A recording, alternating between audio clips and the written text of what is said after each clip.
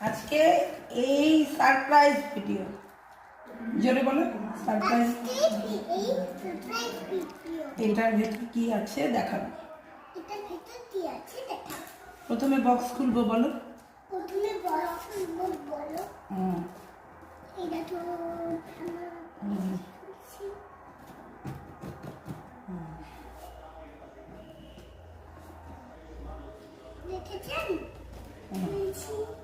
কি আছে